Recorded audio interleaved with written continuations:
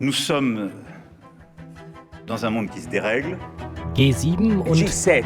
Un G7. Le G7 a plus que jamais un rôle à jouer. G7 Summit. L'esprit de Rambouillet, Les déséquilibres mondiaux, le G7 se doit d'apporter des réponses. c'est de tout faire pour éviter la fragmentation du monde. La présidence française du G7 va nous mettre au cœur de ce rapport au multilatéralisme. La seule manière de répondre à ces déséquilibres, elle est coopérative.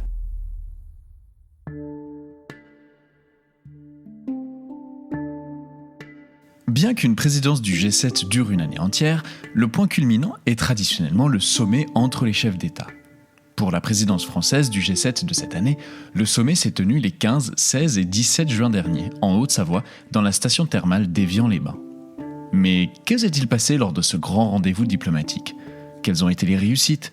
Quel sera l'impact concret sur la vie des Français ? Et quelles seront les prochaines étapes de cette présidence du G7 ? Pour le savoir, Source Diplomatique est allée à la rencontre d'Anne Grillo, la directrice générale de la mondialisation, ainsi que la sous-sherpa du président de la République. Bonne écoute. Bonjour Madame Grillo, nous sommes quelques semaines après le sommet du G7 Évian. Comment est-ce que ça s'est passé et comment est-ce que vous vous sentez ? Je dirais que je suis soulagée, mais je reste quand même engagée parce que le sommet était une étape évidemment essentielle, mais un sommet, ça arrive en fait au milieu d'une année de présidence française du G7.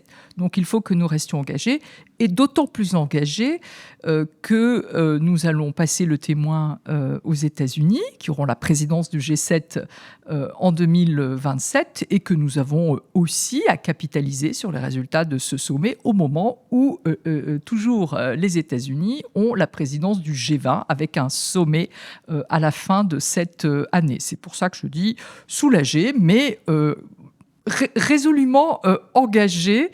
La bataille continue. Quels étaient justement les succès principaux de ce sommet d'Évian ? Alors, pour moi, en tant que sous-sherpa, justement pour le G7, G20, je vois 3 réussites qui m'importaient. Le premier succès, il tient d'abord à avoir réussi ce qui était un tour de force au moment où on a commencé cette année de présidence, c'est d'avoir préservé l'intégrité de ce groupe, l'unité du groupe G7. Et ça, c'était pas gagné. Parce que quand on se rappelle au moment où nous avons officiellement commencé notre présidence du G7, on avait un membre important du G7, les États-Unis, un allié important pour nous, un de ceux avec qui nous avions créé il y a 50 ans le G7, eh bien, on se faisait plutôt la guerre entre nous, en tout cas la guerre commerciale. Il y avait toutes les tensions autour du Groenland. We need Greenland for national security, and I think we'll go as far as we have to go. Aux confins de l'Atlantique et de l'Arctique, c'est un territoire de glace très convoité par Donald Trump pour ses richesses minières. Depuis son élection, le président américain a déjà affirmé à plusieurs reprises vouloir annexer ou acheter le Groenland, qui a rétorqué ne pas être à vendre. Le groupe était divisé. On se demandait bien comment nous allions piloter cette présidence française du G7. Nous avions beaucoup de vents contraires pour commencer cette lente ascension vers le sommet d'Évian. Et il est vrai que un de nos objectifs était justement de se dire il va falloir qu'on apporte la démonstration que nous sommes capables de préserver l'intégrité de ce groupe, qu'il a encore du sens aujourd'hui et qu'il est capable de produire de la coopération internationale sur des sujets très concrets, à la fois pour les relations internationales, mais aussi la vie de tous les pays de ce groupe et au-delà. Et ça, c'est une des réussites qui me tient le plus à cœur, c'est que effectivement, quand vous regardez les images du sommet, cette famille réunie qui avait commencé un peu l'année désunie, arrivait à avoir un consensus sur des sujets aussi importants que le soutien à l'Ukraine, de se mettre d'accord entre nous pour coopérer davantage en matière de sécurisation de nos chaînes d'approvisionnement pour nos économies, en matière de minerais critiques, se mettre d'accord aussi pour dire qu'on va protéger aussi les enfances de nos pays en matière, dans un contexte de développement de l'intelligence artificielle. Oui, ça c'est un succès. Au niveau d'ambition, tout le monde a suivi, tout le monde a été d'accord et ça s'est traduit effectivement par un certain nombre de déclarations. Les déclarations en tant que telles, ce sont des textes, mais ces textes, ils traduisent une volonté politique. Ça, pour moi, c'est vraiment un succès dont on peut être collectivement fier. La deuxième chose, pour moi, dans le succès, c'est qu'on a été capable aussi de se dépasser. C'est-à-dire, on préserve l'intégrité du groupe, mais le groupe est légitime dans les enjeux et les résultats qu'il peut avoir s'il est capable de continuer à s'adresser aussi à d'autres pays.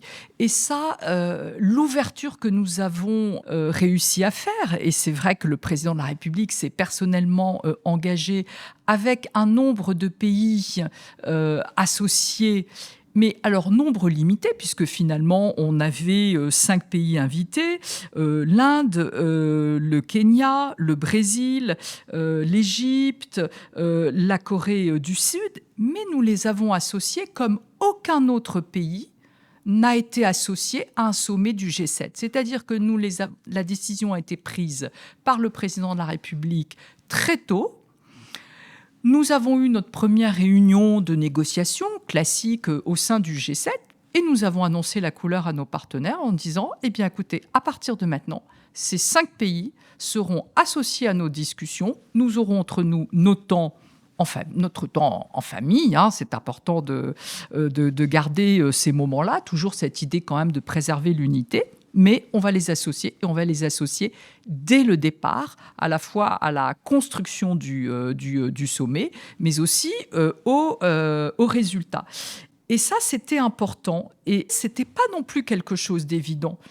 Tous ces pays ne sont pas forcément des pays, je dirais, qui peuvent être des francs soutiens pour le G7. Donc c'est vrai que nous avons souhaité les associer, mais que nous l'avons fait aussi dans un long travail diplomatique de négociation. Le président de la République, dans les mois qui ont précédé le sommet, s'était rendu personnellement dans tous ces pays. Donc il y a le sommet, mais il y a eu aussi tout ce travail diplomatique qui a été fait. Et le troisième succès qui est pour moi important, c'est que les avancées que nous avons pu obtenir, les engagements politiques qui ont été pris, ils portent sur des sujets qui intéressent tous nos compatriotes en France, mais qui parlent aux opinions publiques. Et je crois que c'était important dans le temps que nous vivons, dans ces moments de polarisation, de fragmentation au plan international, de polarisation politique dans les différents pays, de montrer que ce n'était pas un club hors sol où des chefs d'État se réunissent entre eux pour discuter de l'état du monde qui, malheureusement, ne tourne pas rond, mais qui sont capables, à un moment donné, de prendre des décisions ensemble quand on parle du trafic de drogue, quand on parle de la lutte contre le cancer, quand on parle de la protection de l'enfance en ligne, quand on parle de la sécurité des économies du G7. Et ça, je trouve que c'est aussi, pour moi, le troisième succès et dont je pense nous pouvons être fiers. Et pour avoir une idée, lorsque les chefs d'État arrivent au sommet, à quel point est-ce que tout a déjà été préparé en amont, négocié en avance, et est-ce qu'il y a encore de la place pour des surprises ? L'inconnu, c'est la donnée avec laquelle vous composez jusqu'au bout et même pendant le sommet. Par contre, notre rôle, il est de se préparer à l'inconnu et d'essayer de limiter cet inconnu, d'être dans notre rôle d'anticipation. Comment nous l'avons fait concrètement par rapport à un contexte où, je le redis, quand on a commencé à prendre la présidence du G7, entre le Groenland, les tensions commerciales, et il n'y avait pas encore à ce moment-là la situation au Moyen-Orient. L'attaque sur l'Iran a donc eu lieu tôt ce matin. Des frappes menées par les États-Unis et Israël contre plusieurs sites de la République islamique et ses dirigeants. Le régime des Mollahs qui n'a pas tardé à riposter en lançant des missiles contre l'État hébreu et des bases américaines de la région. On parlait d'ailleurs beaucoup plus du Groenland et de l'Ukraine. Et on n'avait pas eu encore les frappes, l'Iran, la situation dans le détroit. Et on est arrivé au sommet, c'était la situation au Moyen-Orient qui dominait l'actualité et qui nous faisait dire « Attention, il faut aussi qu'on continue, bien évidemment, à porter le sujet ukrainien ». Donc l'inattendu, c'est consubstantiel à ces sommets. Vous pouvez le réduire, et ça c'est notre rôle. C'est vrai que comment nous avons essayé de le réduire, on avait un agenda extrêmement solide sur le fond, où on s'est dit, coûte que coûte, puisque les partenaires ont agréé cet agenda, qui sont prêts à travailler sur la lutte contre le cancer, sur les minerais critiques, sur les déséquilibres macroéconomiques excessifs, sur la refondation des enjeux de solidarité et de partenariat, coûte que coûte, on va tenir bon. Et à chaque réunion ministérielle, on va commencer à préparer le sommet. C'est une façon de réduire l'incertitude. Comme diraient souvent les militaires, on crante des positions. Et c'est plus compliqué, effectivement, pour les chefs d'État de revenir en arrière. Mais l'incertitude, vous l'avez jusqu'au bout. Nous, par exemple, on a géré, pendant le sommet, on a composé avec 2 données que nous n'avions pas. On se doutait que ça pouvait arriver. La première, c'était tout simplement la situation au Moyen-Orient. Je me rappelle de réunions où on se disait, on n'en sait rien s'il n'y aura pas encore quelque chose à Gaza ou s'il ne sera pas du côté de l'Iran. Et ça a bien été le cas. Et quand on a vu que quelques jours avant le sommet, et même dans les heures qui ont précédé le début du sommet, il y avait potentiellement un accord entre les États-Unis et l'Iran, c'est une donnée que vous pouvez peut-être imaginer, mais honnêtement, personne ne pouvait le prédire. Et que le président Trump ait eu envie, et à la limite, c'était astucieux, d'utiliser le sommet d'Évian pour avoir le soutien des pays du G7, et nous aussi, pour pouvoir mieux inciter les États-Unis aussi à s'engager sur des sujets, notamment l'Ukraine, eh bien les circonstances, elles ont joué. Et c'est là où les chefs d'État doivent être préparés par leurs équipes de... Effectivement, on est arrivé à Évian, toutes les négociations étaient bouclées. On avait des déclarations qui étaient robustes, mais du coup, ça laissait aux chefs d'État ce rôle de pilotage politique et de faire face aux événements. Et du coup, nous avons pu avoir une 9e déclaration, qui était cette déclaration des leaders, qui était inattendue, où on a soutenu l'accord. On a pu parler du Liban et nous avons pu obtenir un engagement fort des Américains sur l'Ukraine. Ça, c'est ça, saisir l'inattendu et les événements. Autre inattendu pour nous, on décide de mettre un coup de projecteur et d'avoir un dialogue inédit avec les grands patrons de la tech internationale. 2 jours avant le sommet, il y a effectivement la décision américaine du refus d'exporter le modèle d'Anthropic. Ce week-end, l'administration Trump a contraint l'entreprise Anthropic, autrement dit l'un des leaders mondiaux de l'intelligence artificielle, à désactiver son dernier modèle, Fable 5 et Mythos 5 pour l'ensemble des utilisateurs hors des États-Unis. Ça aurait pu complètement chambouler toute cette conversation. La première action, c'est de se dire « aïe ». Il va y avoir un souci, comment va se passer cette discussion ? On en a fait une force, on a pu avoir cette discussion, y compris sur ces enjeux de modèles frontières d'IA. Et ça a été d'ailleurs passionnant, autant d'ailleurs pour les chefs ces grands patrons de la tech, qui somme toute sont pas complètement habitués à avoir 14 chefs d'État autour de la table qui leur disent « c'est très bien les progrès de l'intelligence artificielle, mais vous savez, ça a aussi des enjeux pour nous, pour la sécurité de nos pays et pour nos populations », et inversement, des chefs d'État qui avaient et qui pouvaient entendre des grands patrons de la tech, et pas seulement que de la tech américaine, mais aussi on avait pris un représentant par pays. Ça aussi, c'était inattendu, et du coup, je pense que ça a donné une saveur inattendue, mais ça a donné aussi sur le fond quelque chose qu'on n'aurait pas prédit 72 heures avant, en fait. On aurait pu avoir une discussion totalement différente. Vous étiez sur place à Évian. Est-ce que vous pourriez nous décrire l'ambiance d'un sommet du G7 ? Alors, là aussi, de mon expérience personnelle, chacun après a son expérience des sommets, mais c'est vrai que maintenant, en quelques années de métier, j'ai vu plusieurs sommets. C'était mon premier sommet du G7, en plus dans ma fonction de sous-Sherpa, donc vraiment d'acteur qui participe à la préparation, à la négociation, au bon déroulement de ce sommet. Mais j'ai eu aussi l'expérience d'autres sommets, notamment des sommets des Nations Unies. Mon premier grand sommet, quand j'étais toute jeune diplomate, c'était le sommet sur le financement du développement à Monterrey, au Mexique. Donc, c'était vraiment très, très, très particulier. Et puis, on a eu d'autres sommets qui n'étaient pas forcément des sommets des Nations Unies. De là, je dirais, il y a quelque chose d'assez spécifique sur un sommet du G7, qui tient d'abord au format et puis à l'unité de lieu. C'est un format G7 restreint par définition. Et l'esprit de Rambouillet, c'était comme c'est bien ça, c'est-à-dire une conversation dans un lieu. Vous ne passez pas votre temps à vous déplacer, qui privilégie, je dirais, des échanges assez directs dans une atmosphère qui s'y prête, y compris d'ailleurs de régler nos histoires de famille entre nous au sein du G7. Et vraiment, ce sommet, je pense qu'on a pu retrouver de Rambouillet il y a 50 ans, qui était déjà une idée française. C'est de se dire, dans un moment de grand chaos international, le G7 a été créé dans un moment de chaos aussi, et puis d'ailleurs de choc à l'issue d'une guerre, hein, je le rappelle, c'est quand même, l'histoire est là pour nous le dire. C'est vrai que tout est fait pour préserver le calme des échanges. Les chefs d'État sont entourés d'un nombre limité de conseillers. Les chefs d'État se croisent, se recroisent. Vous voyez aussi vos homologues. Donc, cette unité de lieu, vous avez deux salles. Alors, la salle où il y a le G7, et puis quand on est un peu plus nombreux, il y a une deuxième salle. Et encore, donc il y a vraiment ce caractère informel. Et puis, un G7, ça n'a pas de secrétariat.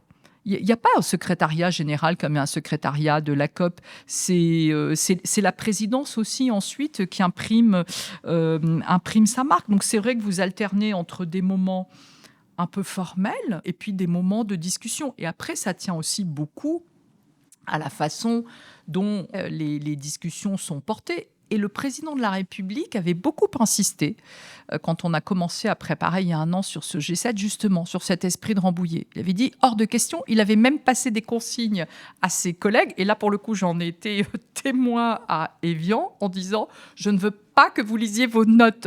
Donc, nous avions passé notre temps à dire aux équipes de Sherpa, surtout, dites bien à vos leaders, pas d'éléments de langage, et vous ne lisez pas vos notes, et vous intervenez, vous faites un signe de la main. C'est pour vous dire que... Et ça, franchement, c'est le format qui s'y prête. Et le cadre, pour avoir connu des conférences réussies d'ailleurs, hein, des Nations Unies ou d'autres conférences internationales, et c'est une autre ambiance. Voilà, c'est différent. Quelles sont maintenant les prochaines étapes ? Alors, les prochaines étapes, en général, un sommet du G7, le sommet arrive 6 mois après le début de la présidence. Donc, il vous reste 6 mois. Parce qu'en général, il y a aussi, parallèlement, une présidence du G20. Et les sommets du G20, c'est plutôt en fin d'année. Donc, nous, il nous reste 6 mois de présidence française. Et qu'avec un sommet qui, effectivement, a permis d'avoir un agenda très robuste sur le fond, avec des déclarations opérationnelles, pour nous, notre enjeu, c'est la mise en œuvre de ces déclarations. Et on était à peine rentré d'Évian. Allez, je vous livre encore une petite indiscrétion tout à fait relative, mais le Sherpa nous a réunis immédiatement. On était à peine rentré d'Évian pour dire on profite du moment Évian, c'est très bien, c'était un succès, mais il va falloir tout de suite qu'on atterrisse de façon très concrète et que l'on anonymise les résultats du sommet d'Évian. Et je fais mienne cette expression qui est celle de notre Sherpa, et je trouvais que c'était très bien résumé. Le sujet, certes, c'est peut-être surfer sur la vague d'un sommet, mais avoir aussi l'intelligence diplomatique de se dire mais il faut maintenant que les résultats soient mis en œuvre.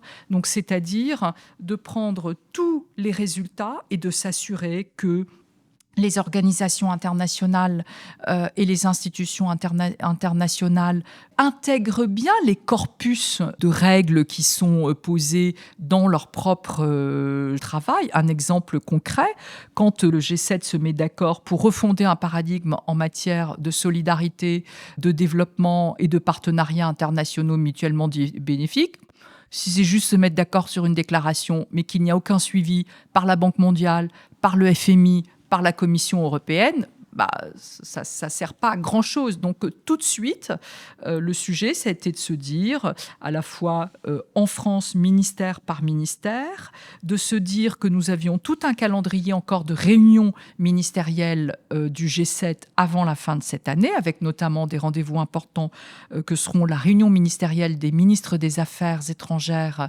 du G7 en novembre à Marseille, avec un premier résultat concret, c'est que on va lancer à cette occasion ce fameux réseau des ports des pays du G7+. Pourquoi G7+? C'est parce qu'on associe les 5 pays invités qui s'engagent à renforcer leur coopération en matière de lutte contre le narcotrafic. Eh bien, ce sera à l'occasion de cette ministérielle, à Marseille, qu'on va lancer ce réseau dont la création a été décidée au sommet d'Évian. Et puis, il y a tout ce travail qu'on fait aussi, plus spécifiquement avec la présidence américaine du G20, pour s'assurer aussi que tout le travail qui a été fait, et puis qui conceptuellement marquait vraiment des avancées, notamment en matière de croissance internationale, de réduction de ces déséquilibres excessifs qui tout simplement, en plus des événements, hypothèquent la croissance de nos pays, les Américains puissent le reprendre à leur compte au sein du G20, parce que les enjeux de croissance et de déséquilibre, c'est un sujet traditionnel du G20. Il a d'ailleurs été créé largement en partie pour cela. Donc vous avez juste le temps de profiter que ce soit bien passé, mais tout de suite, on a commencé à travailler à la fois dans le cadre de nos ministériels, dans le cadre du G20, au sein aussi de nos processus de concertation avec la Commission, avec le Conseil, dans toutes les instances qui peuvent s'approprier ça. Je crois que c'est ça aussi c'est là où on mesurera véritablement le succès du G7. C'est notre capacité aussi à ce qu'il y ait une forme de legacy dans les institutions qui prennent ensuite les décisions. Merci beaucoup. De rien. Merci beaucoup. C'était un épisode des Défis du G7 Évian, une série de Sources diplomatiques, le podcast du ministère de l'Europe et des Affaires étrangères.